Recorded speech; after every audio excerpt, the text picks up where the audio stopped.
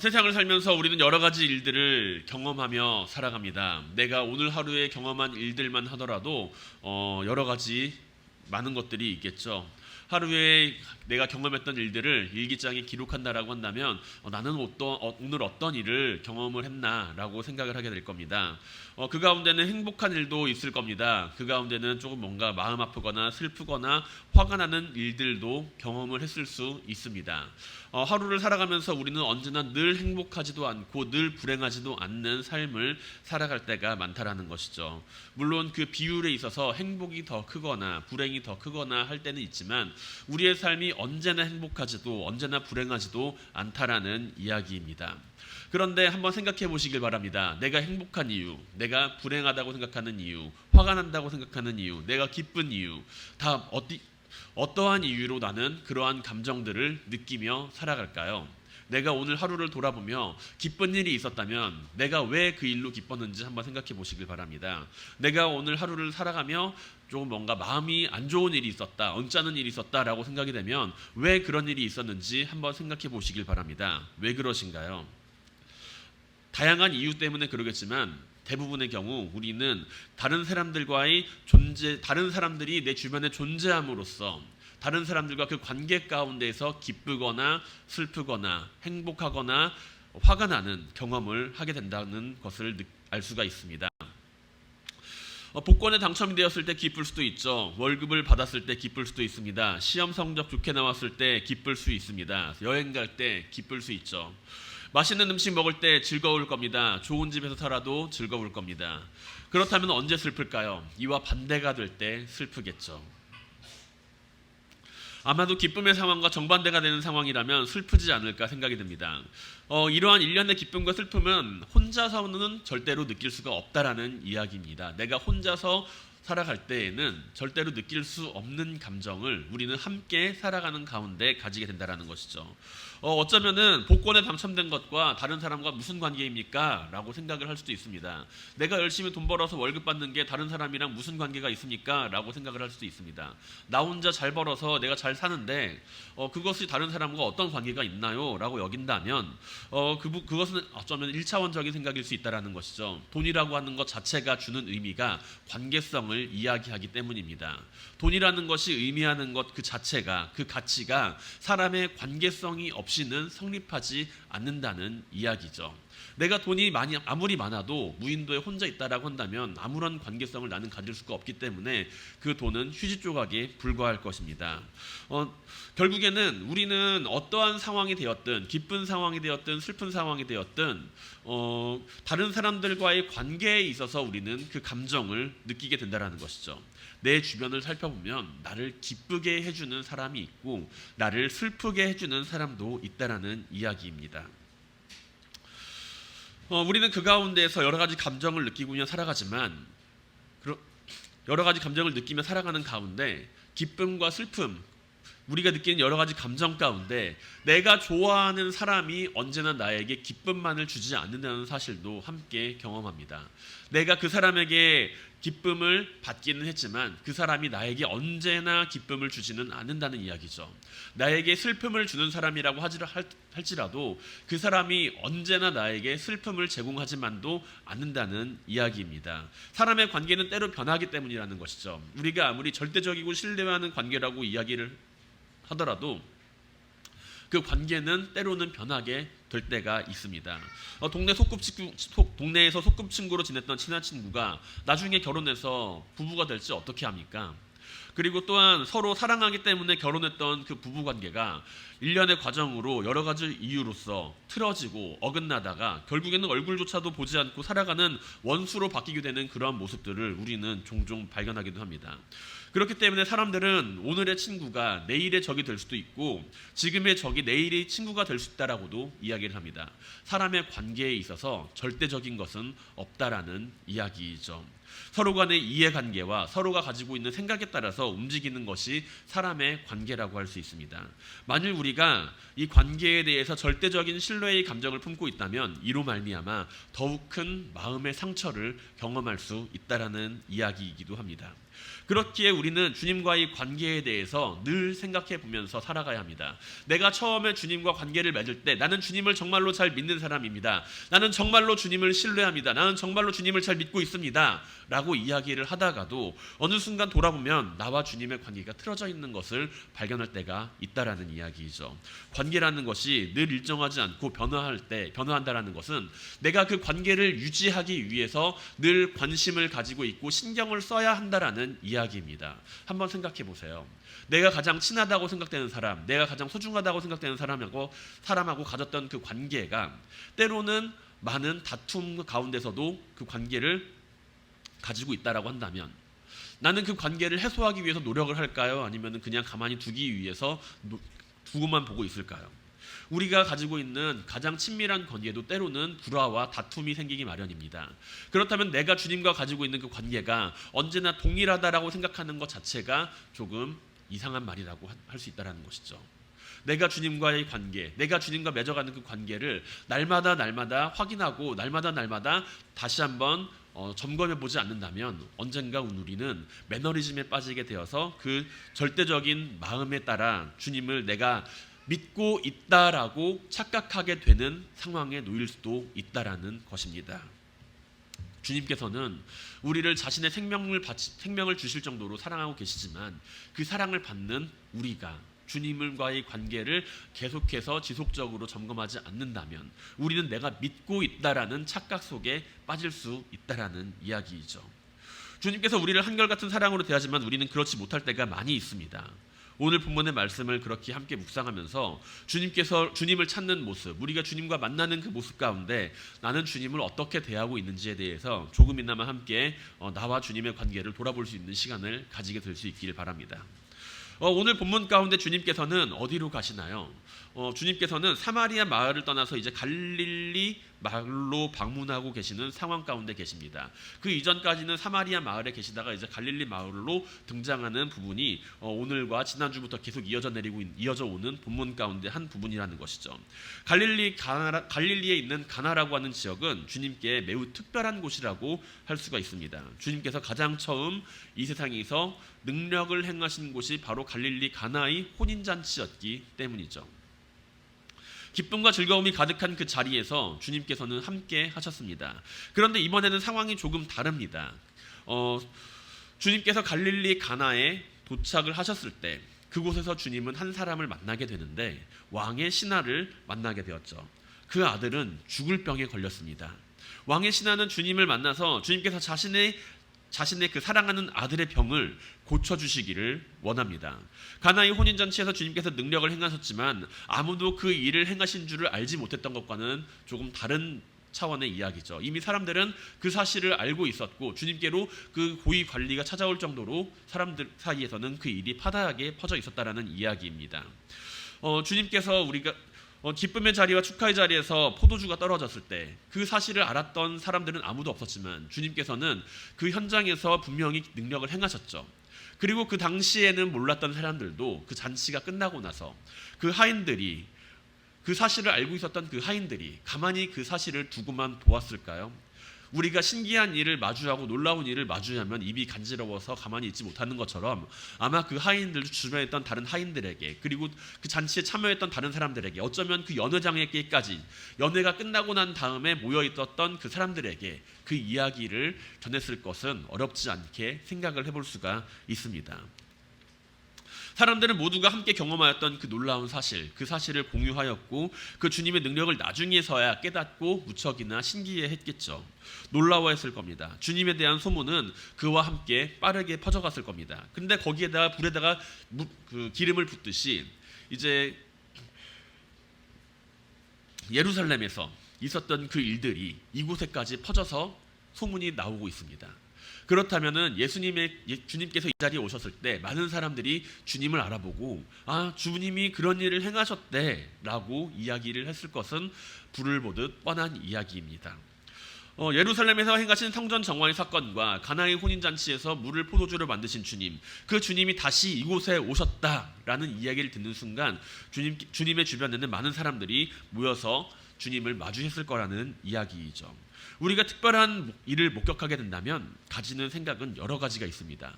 내가 특별한 일을 목격하게 된다면, 그것도 한 번이 아니고 두 번이나 그 소식을 듣게 된다면 우리는 어떤 생각을 하나요? 아, 놀랍다, 신기하다, 엄청나다 라고 끝나는 것이 아니라 다음에는 또 뭐가 있을까 라고 여깁니다.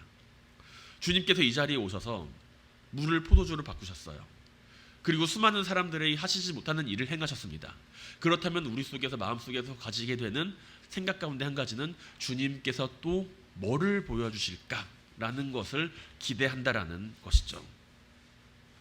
놀랍다, 신기하다, 그 다음에는 무엇을 보여줄까, 이러한 생각이 드는 상황이라는 이야기입니다. 이것은 마치 공연자와 관객의 관계성을 보여줍니다. 내가 주님을 향하여서 기대감을 품고 있고 그 주님께서 놀라운 일을 행하셨을 때 그 광경을 목격한다라고 한다면 우리는 그 과정에서 기대감으로서 말미암아 주님을 대하게 됐을 때 관객과 공연자의 모습을 가지게 된다는 것이죠. 마술사가 나와서 신기한 공연을 보여줍니다. 갑자기 모자에서 비둘기가 쫙 나와요. 그리고 상자 안에 들어가서 칼로 몸을 반토막 내기도 합니다. 감옥 속에 들어가 있다가 갑자기 사람이 바뀌기도 합니다. 그런데 그 마술사가 또다시 등장을 했습니다. 우리는 어떻게 생각을 할까요? 아, 이번에는 또 나에게 뭘 보여줄까라고 기대하며 우리는 그 사람을 마주하게 됩니다. 첫 번째 사건을 목격한 사람들, 그리고 두 번째 사건을 목격한 사람들은 이제 또 다른 일을 보여주실 주님을 향해 기대감을 품고 있었을 것입니다. 기대감이라는 것은 때로 우리에게 막연한 희망을 가지게 합니다. 소풍을 갈 때 내일 비가 온다는 일기예보가 있어도 혹시나 하는 기대감을 가지고 있는 사람은 내일의 비가 오지 않기를 바랍니다. 상대방을 향하여 기대감을 가지고 있는 사람은 그 사람이 나에게 무엇인가를 해주지 않을까 생각합니다. 사업을 처음 시작하는 사람은 사업이 잘 될 것을 기대하며 행복한 미래를 꿈꿉니다. 그리고 이러한 기대감을 가지고서 우리가 주님을 만나게 되었을 때, 내가 주님을 이러한 기대감을 가지고 바라보고 있을 때 우리는 때로 내가 마치 믿음을 가지고 있는 것처럼 착각하게 된다라는 이야기입니다.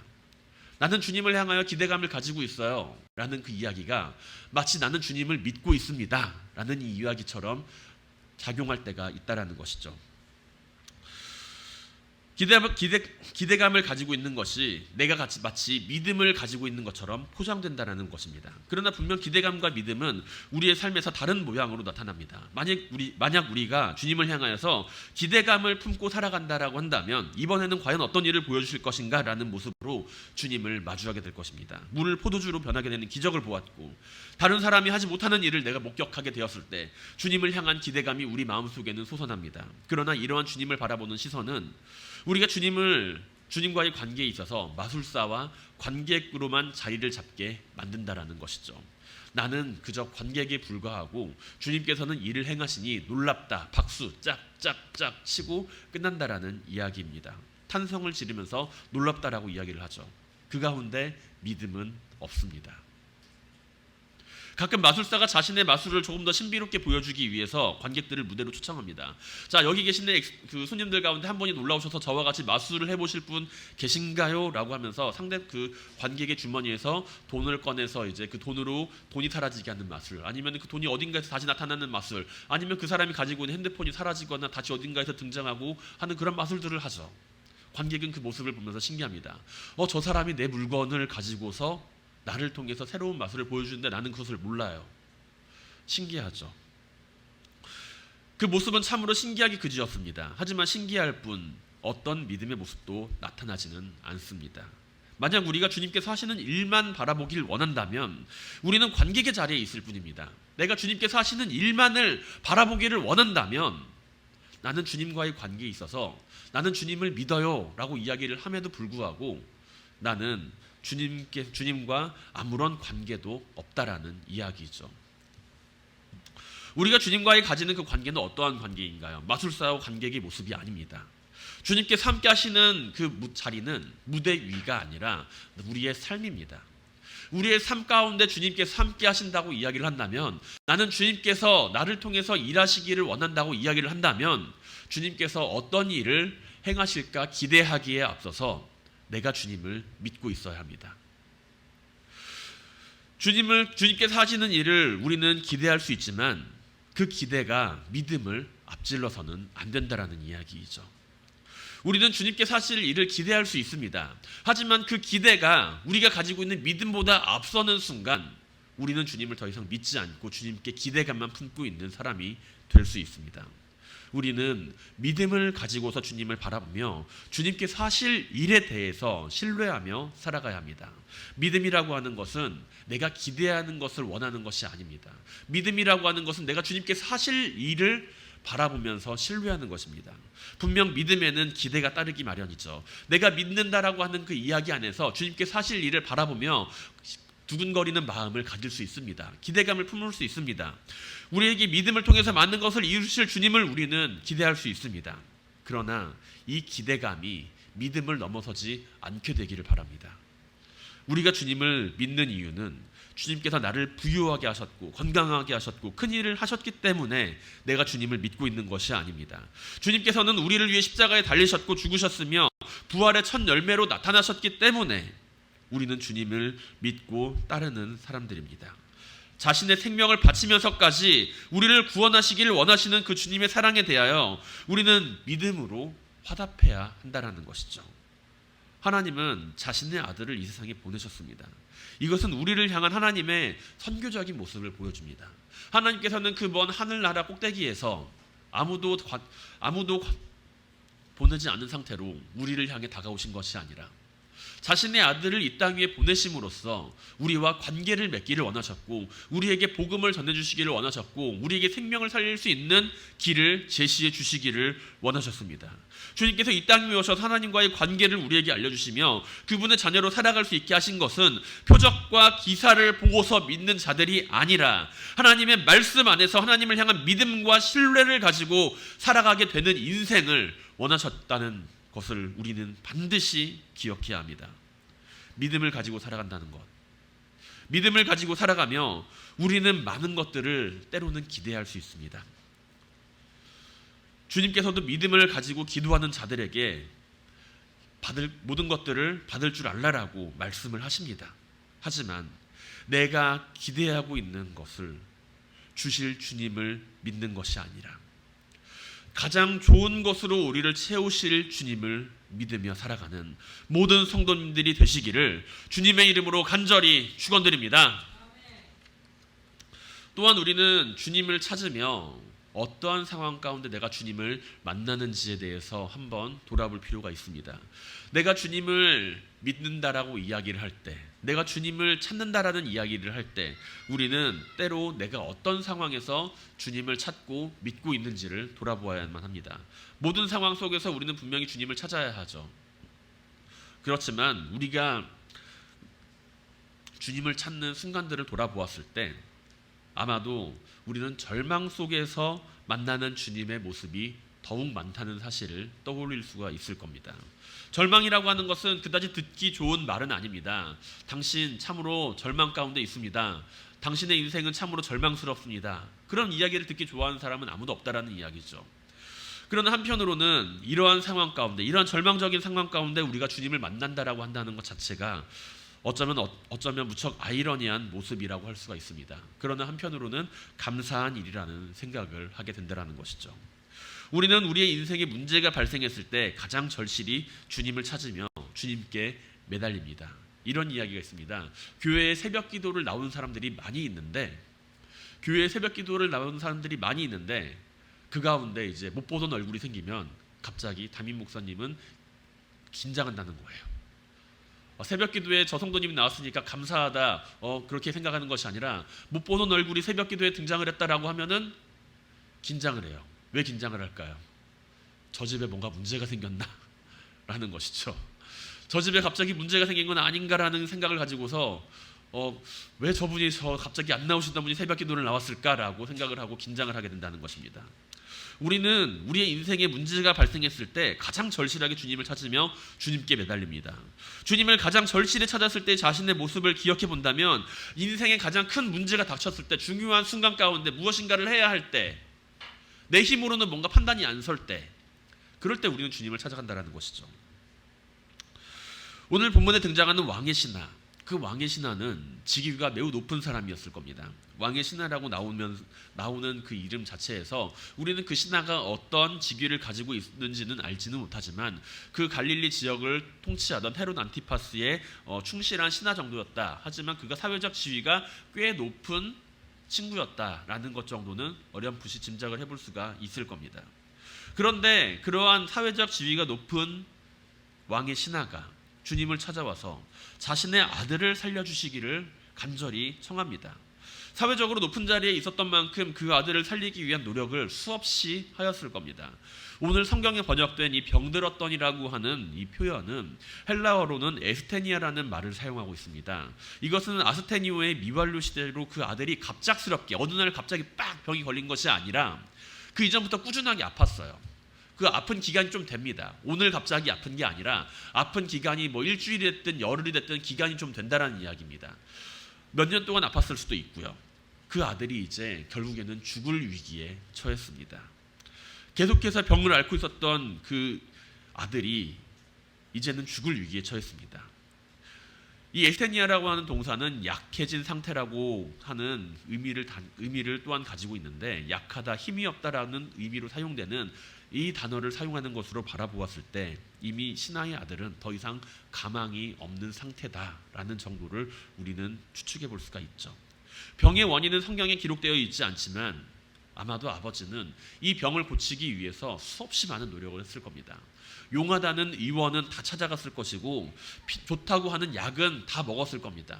사람들이 해보라고 하는 민간요법도 다 해보았을 것입니다. 하지만 이 아들의 모습에는 차도가 없었다라는 것입니다. 자신의 사랑하는 아들이 아파서 신음하고 있는데 가만히 두고 보고만 있을 부모는 없습니다. 왕의 신하는 무척이나 큰 절망감과 상실감을 경험하였겠죠.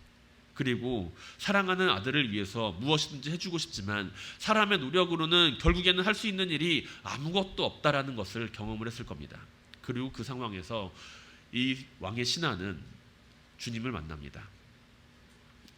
절망이라는 말의 표현은 때로는 우리에게 매우 안 좋게 다가오기도 하지만 이 절망이라고 하는 삶의 자리 가운데서 우리가 감사할 수 있는 것은 그 가운데서 우리는 주님을 찾을 수 있는 길을 가지게 된다는 것이죠. 내 힘으로는 아무것도 되지 않는다. 그것이 절망입니다. 내가 가진 것으로는 무엇도 해결할 수가 없다라고 하는 것이 절망입니다. 그리고 그때 내가 의지해야 할 것은 주님이시구나라는 사실을 우리는 마주하게 된다는 것입니다. 왕의 고위 관리로서 주님을 만나 부탁을 하고서 도움을 청하는 그 모습은 주변 사람들이 보기에 썩 좋은 모습으로는 보이진 않았을 겁니다. 왜 당신이 가서 그 사람한테 가서 이야기를 합니까? 다른 더 좋은 방법이 있지 않겠습니까? 누군가는 어리석다라고 말하거나 비웃을지도 모르는 일입니다. 하지만 그가 가지고 있는 그 절박함은 이런저런 것을 따지고 생각하고 재는 그러한 절박함이 아니라 간절한 절박함이었고 절망이었습니다. 주님께 이 일을 맡겨야 된다라고 생각을 하였기에 주님 앞에 나와 엎드릴 수밖에 없었습니다. 만약에 이 신하의 인생에 있어서 이러한 고난이 없었다라고 한다면 과연 주님 앞에 이 신하가 찾아와서 나타났을까요? 과연 이 신하의 인생 가운데 그 아들이 아프다라고 하는 이 고난의 현장이 없었다라고 한다면 이 신하가 주님께서 갈릴리에 오셨다라고 한들 과연 주님을 만나러 갔을까요? 때로 고난이라고 하는 것은 주님께서 자신을 만나게 하기 위한 도구로서 사용하실 수도 있습니다. 우리 인생에 고난이 있는 것, 그것은 때로는 내가 주님 앞에 나의 모습을 가지고서 나아갈 때라고 하는 것을 이야기하고 있는 것인지도 모릅니다. 아마도 우리는 예수 그리스도와 전혀 상관이 없는 사람으로서 이 왕의 신하가 살다가 그 고난 앞에서 모든 것을 다 해보고서도 안 되는 그 상황 가운데에서 주님과의 관계를 바라보고 있었다는 사실을 우리는 성경 안에서 발견할 수가 있다는 이야기이죠. 누군가는 고난과 고통 앞에서 몸부림치고 원망하며 한탄할 수도 있습니다. 그러나 만일 우리가 그 고난 앞에서 주님을 찾아 나올 수 있는 믿음을 가지고 있다라고 한다면, 어려움 가운데 주님을 마주할 수 있는 믿음을 가지고 있다라고 한다면 우리는 그 가운데서 주님께서 하시는 일을 함께 마주할 수가 있을 겁니다. 야고보는 야고보서 1장 2절 이하에서 다음과 같이 이야기를 합니다. 내 형제들아, 너희가 여러 가지 시험을 당하거든 온전히 기쁘게 여기라. 이는 너희의 믿음이 시련이 인내를 만들어내는 줄을 너희가 알미라. 인내를 온전히 이루라. 이는 너희로 온전히 구비하여 조금도 부족함이 없게 하려 함이라. 우리가 고난 가운데 원망하지 않고 우리가 고난 가운데 주님을 믿고 있는 것은 주님께서 보여주신 표적이 있기 때문이 아니라 주님께서 우리를 향하여 하신 말씀이 있기 때문임을 기억하시길 바랍니다. 주님을 믿고 있는 것은 내가 주님께서 고난 가운데 행하실 그 표적을 기대하며 나아가는 것이 아니라 내가 주님을 믿고 따라가고 살아가는 가운데 주님께서 하신 그 말씀을 붙들고 살아가는 가운데 주님께서 하실 일을 바라보며 나아가는 것입니다.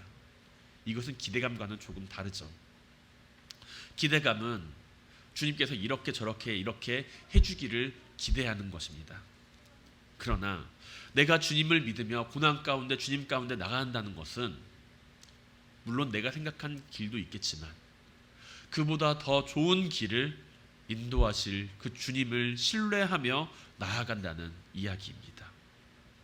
사랑하는 성도 여러분, 우리의 믿음이 표적을 찾는 믿음이 아니라 하나님의 말씀 안에서 완전해지는 믿음이 될 수 있길 바랍니다. 우리는 때로 믿음 안에서 표적을 구하며 그것으로 말미암아 믿음을 가지기를 원합니다. 그러나 한편으로는 우리의 눈이 얼마나 쉽게 우리를 속이고 있는지 우리는 또한 매우 잘 알고 있습니다. 세계적인 마술사가 우리 눈앞에서 마술을 보여준다면 우리는 그 마술을 보면서 눈 뜬 채로 그냥 속아 넘어갈 수밖에 없어요. 나는 내 눈에 보이는 것만 신뢰하겠다. 내 눈에 보이는 표적만을 찾겠다. 그 표적을 보여주면 내가 믿겠다라고 이야기를 할 때 만약에 내가 내 눈으로 보았을 때 믿기 어려운 일들 그것이 발생한다면 그것이 표적인가요? 그것이 나의 믿음을 만들어주나요? 눈에 보이는 것만을 안다는 것은 눈에 보이지 않는 부분은 모른다는 이야기입니다. 우리는 나의 눈을 신뢰하고 내 눈을 통해서 세상의 진리를 파악한다고 생각할지는 모르지만 우리는 정작 이 강일상 뒤에 있는 물건조차 무엇이 있는지 알지 못하며 살아갑니다. 그럼에도 불구하고 우리는 눈에 보이는 표적만을 구하며 살아갈 때가 많이 있죠. 담 너머에 무엇이 있는지 알지 못하는 인생을 살아가면서 눈앞에 벌어지는 일 외에는 아무것도 마주할 수 있는 것이 없으면서 우리는 표적만을 구하며 그것으로 믿음을 찾습니다. 눈에 보이는 것을 믿는다는 것, 눈에 보이는 것을 내가 믿는다는 것, 그것은 간단한 일처럼 보입니다. 쉬운 일처럼 보입니다. 하지만 그것밖에 볼 수가 없습니다. 눈에 보이지 않는 것을 믿는다는 것은 어찌 보면 어려운 일입니다. 눈에 보이지 않는 것을 믿는다는 것은 어찌 보면은 매우 어렵고 힘든 일일 수도 있습니다. 고난의 현장 앞에서 눈에 보이지 않는 것을 믿고 기다리라는 말씀은 무책임하게 들릴지도 모릅니다. 하지만 우리가 눈에 보이는 것이 아니라 눈에 보이지 않는 것을 믿을 때 믿음을 가진 사람의 눈에는 눈에 보이지 않는 것들을 볼 수가 있습니다. 히브리서 기자는 히브리서 11장 1절에서 다음과 같이 이야기를 하죠. 믿음은 바라는 것들의 실상이요 보이지 않는 것들의 증거라고요. 우리가 눈에 보이는 것만을 보면서 이 세상을 살아간다라고 한다면, 눈에 보이는 표정만을 보면서 나의 믿음을 가지려고 한다면, 우리는 우리가 눈에 보이지 않는 것도 믿을 수 있는 믿음의 눈을 가져야 할 필요가 있습니다. 눈에 보이지 않는다는 것을 믿는다는 것, 그것은 내가 눈에 보이지 않음에도 불구하고 일을 하시고 역사하고 계시는 주님을 나는 바라보고 있다라는 이야기입니다. 오늘 우리의 삶이 주님을 온전히 믿으며 살아가는 삶이 될 수 있길 바랍니다. 내가 눈에 보이는 것만 믿고 살아가는 것이 아니라 보이지 않는 주님의 그 역사하심을 함께 신뢰하며 주님을 온전히 믿는 삶을 살아가게 될 수 있길 바랍니다. 나에게 이루시는 일을 통해서 주님을 믿는 것이 아니라 믿음 안에서 주님의 일을 이루어 나가는 힘을 얻게 되길 바랍니다. 인생의 어려움 가운데 낙심하거나 좌절하거나 절망하는 것이 아니라 그 안에서 주님을 만나고 내가 보지 못하는 일을 행하실 주님과의 관계, 그 주님과의 관계를 다시금 돌아보며 우리의 믿음이 더욱 연단되어 금과 같이 빛나게 될 수 있기를 주님의 이름으로 간절히 축원드립니다.